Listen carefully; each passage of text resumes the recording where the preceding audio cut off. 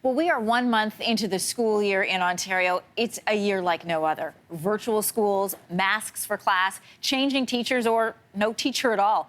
We're going to talk to two high school students to get their perspective. One is doing full-time virtual learning, and the other, Joy Liu, is splitting her time between in-person and online. And Joy is joining us from Ottawa this morning. Good morning to you. Morning. I guess How are you doing? I'm doing really great. I guess you're joining us before classes start. Yes. Okay, I great.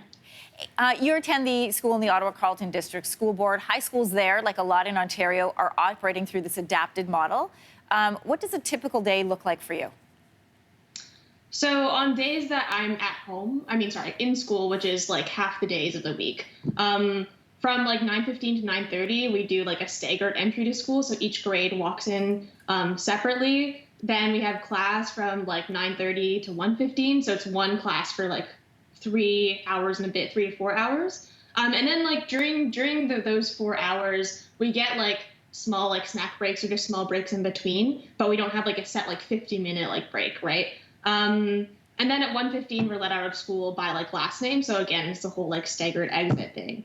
And then on the days we're at home, which is like every other day, the teacher just posts the lessons and the homework online. We hand them in. Sometimes we'll do like a Google Meet with a teacher, either for a lesson or a presentation. And yeah, that's just the way it works for me with a hybrid model. As a parent, I remember going through these emails thinking, how are we ever going to keep all of this straight? It looked really confusing on paper. What's it like to experience it? How are you doing with it? It was definitely like an information overload. Mm-hmm. Because also like like the health and the like public health sort of situation kept changing, and so the school boards had to adapt. So it was kind of like me just kind of like going through like the pages and pages on my school board's website being like, okay, so this is how it's going to work. And it was very detailed, so I appreciate that. But also I did also find myself in a position as a student trustee where I was trying to constantly communicate this information to students. And to be honest, a lot of the information going straight to parents via emails, but not to students. So a lot of us were like very, very confused, or I got a lot of questions because we weren't getting information on our end. All the schools have put precautions in place to keep students and staff. What has your school done? And how do you feel about attending class in person? So I feel safe attending class in person. Like my school has particularly made an effort to have masks on at all times, and basically it's mandatory masking for students in grades 3 to 12. So everyone has masks on.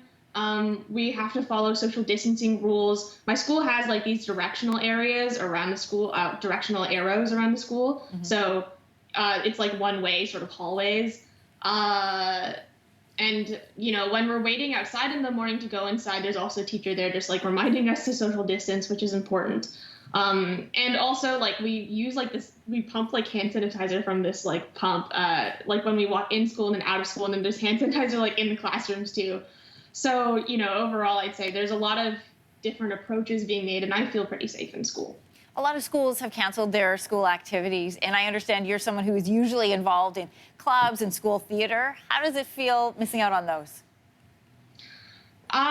It's definitely not great. Like, I think part of the thing that we miss about school is that it doesn't really feel social anymore, because you're just kind of sitting in class for 4 hours and you never get a lunch break where you get to hang out with friends, or you don't go to like a club at lunch or after school. So we've been doing things online, but it isn't the same. And then there are some activities, like you mentioned, like our school musical. I don't know if we're going to be able to do it at all this year. And I asked our director about it. He's like, things aren't looking good because you can't social distance during like a musical theater rehearsal. And also like singing is apparently more dangerous because, right? So yeah, that's kind of a bummer, because like I was really hoping to do the musical this year. It's my last year in high school, so. Joy, I'm going to let you finish off with something that you're thankful for as we head into this Thanksgiving weekend when it comes to school. What are you thankful for? I'm really thankful for my teachers and also my classmates, just because I think that like we've all been making an effort to make the best of this situation. No one wants to be in this situation, and like there's no point in making like a Olympics out of like who has it worse, right? It's just that I think that as classmates, we're all doing our best to support each other, and our teachers are being really wonderful and always trying to like support us. So that's what I'm really grateful for. Joy, I want to thank you for checking in with us before you start your school day, and happy Thanksgiving to you. Thank you. Happy Thanksgiving to you too. Have a great year. Thanks for watching. If you like this, be sure to subscribe here. And you can check out more Your Morning videos right here.